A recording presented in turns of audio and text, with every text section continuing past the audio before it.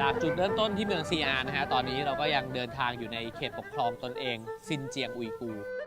ซึ่งก็เป็นเขตปกครองตนเองที่ใหญ่ที่สุดในจีน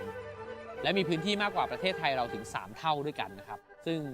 เส้นทางสายไหมในจีนก็จะพาดผ่านพื้นที่ส่วนใหญ่ของซินเจียงในปัจจุบัน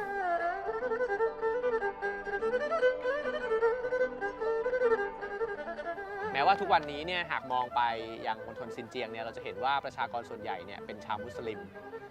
เหลือเชื่อนะครับเพราะว่าในยุคโบราณเนี่ยก่อนหน้านี้พื้นที่บริเวณนี้เนี่ยมีอาณาจักรพุทธซึ่งรุ่งเรืองมากหลายอาณาจักรด้วยกันนะครับแล้วก็อาณาจักรพุทธเหล่านั้นเนี่ยหลายอาณาจักรก็ถูกบันทึกไว้ในบันทึกการเดินทางของสมณะเสวียนจังด้วยซึ่งมาถึงทุกวันนี้เนี่ยก็ยังคงมีโบราณสถานโบราณวัตถุนะฮะให้เราได้พบเห็นอยู่เป็นจำนวนมากนะครับซึ่งโบราณสถานโบราณวัตถุทั้งหลายเนี่ยก็สามารถสะท้อนถึงความรุ่งเรืองของพุทธศาสนาในยุคนั้นได้เป็นอย่างดี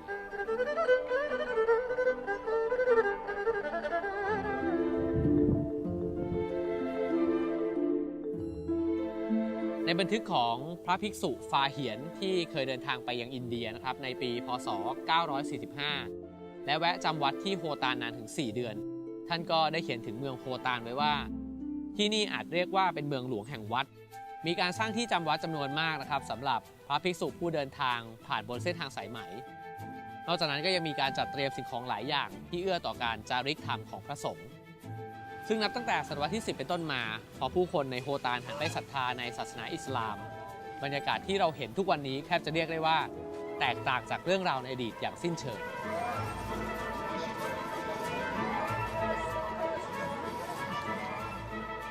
When did the Islam people came here?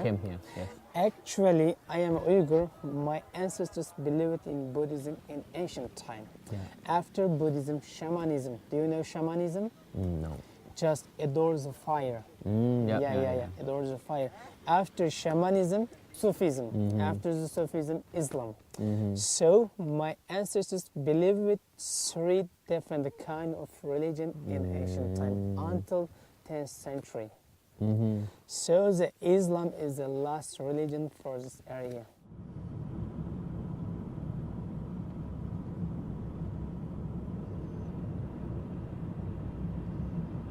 จากนั้นเราก็เดินทางไปยังโบราณสถานที่สำคัญอีกแห่งหนึ่งของเมืองโฮตานนะครับซึ่งก็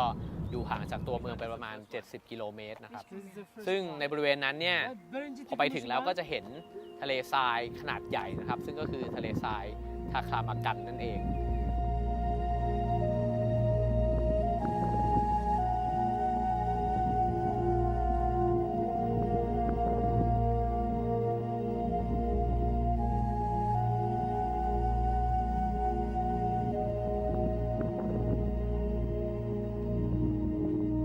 แล้วก็ในทะเลทรายนั้นนะครับเพียงขี่อูฐไปได้ไม่นานเนี่ยก็จะพบกับซากโบราณสถานสำคัญอันนี้นะฮะซึ่งก็คือซากเจดีย์ระวักนะฮะซึ่งระวักเนี่ยแปลได้ว่า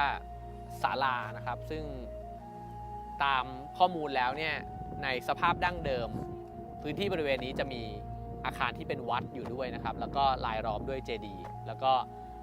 ห่อหุ้มด้วยกำแพงอีกชั้นหนึ่งนะครับซึ่งทุกวันนี้สิ่งที่เราพบเห็นได้ก็เหลือเพียงแค่ฐานเจดีย์1 องค์เท่านั้นซึ่งข้างใต้ที่อยู่ข้างๆกันของเจดีย์นะครับก็มีพระพุทธรูปอีกเป็นจำนวนมากนะฮะถูกกลบฝังไว้เพราะว่านักโบราณคดีเนี่ยขุดพบแต่ว่ายังคงรอที่จะสร้างพิพิธภัณฑ์ขึ้นมาก่อนแล้วก็ถึงจะนำเอาพระพุทธรูปเหล่านี้เนี่ยขึ้นมาไว้ในพิพิธภัณฑ์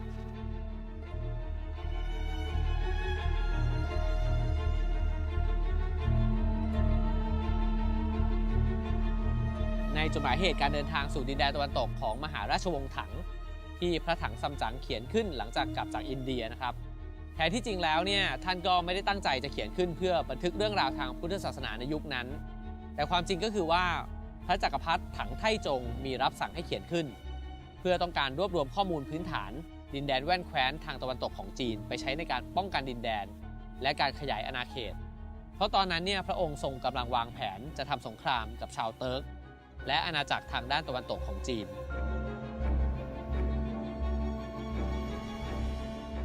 แต่พอเวลาผ่านไปนะครับบันทึกดังกล่าวกลับกลายเป็นเหมือนลายแทงหรือว่าแผนที่ดึงดูดให้นักล่าขุมทรัพย์มุ่งหน้าสู่ดินแดนบนเส้นทางสายไหมและคนสำคัญที่มาถึงเป็นคนแรกก็คือนักโบราณคดีชาวอังกฤษที่ชื่อว่าออเรียลสไตน์นะฮะชาวจีนเรียกเขาว่าโจรปล้นสมบัติของชาติ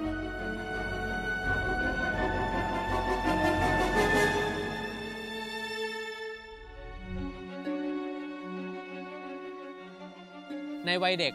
ออเรียลสไตน์ได้อ่านบันทึกการเดินทางบนเส้นทางสายไหมของพระถังซัมจั๋ง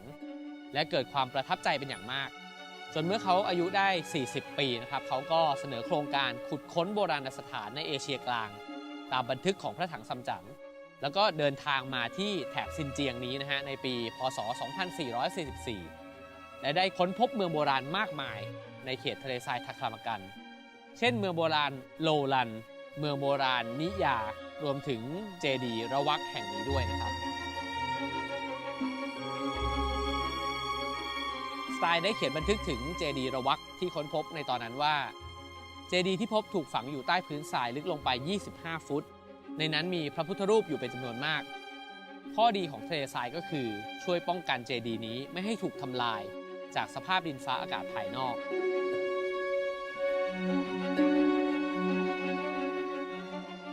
หลังจากการค้นพบของสไตน์ได้มีนักโบราณคดีอีกหลายประเทศเดินทางเข้ามาขุดค้น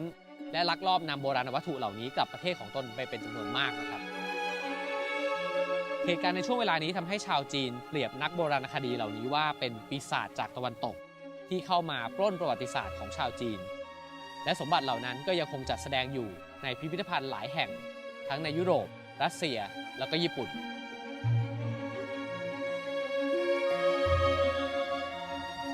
นี่ก็เป็นครั้งแรกเลยนะครับที่ผมได้สัมผัสทะเลทรายของจริงนะครับแม้ว่าจะเคยไปแตะไปปลายขอบของทะเลทรายมาบ้างนะครับที่อินเดียแต่ว่าครั้งนี้เนี่ยโอ้โหของจริงแล้วก็ถึงได้เข้าใจคำว่าทะเลทรายนะครับเพราะว่ามันเหมือนทะเลจริงๆคือเวลาที่เราเข้าไปอยู่ในนั้นแล้วเนี่ยมองไปทางไหนมันก็ไม่เห็นเลยว่ามันจะสิ้นสุดที่ตรงไหนนะครับและที่สำคัญก็คือมองไม่เห็นเลยว่าผ่านเนินนี้ไปแล้วเนี่ยมันจะเจออะไรอีกเพราะว่าทันทีที่เราขึ้นมาจากเนินทรายเราก็พบกับความเวิ้งว้างอีกขึ้นมาก็พบกับความเวิ้งว้างอีกผมว่าสมณะเสวียนจั่งนะครับมีความมุ่งมั่นแล้วก็มีศรัทธาแรงกล้ามากนะครับที่กล้าที่จะเลือกเส้นทางผ่านทะเลทรายทาคามากันนี้นะฮะเพราะว่าชื่อของมันก็บอกอยู่แล้วนะครับว่าไปแล้วไม่หวนคืนเพราะว่ามีคนที่เลือกเดินบนเส้นทางสายนี้แล้วก็ตายไปเสียชีวิตระหว่างทางเป็นจำนวนมาก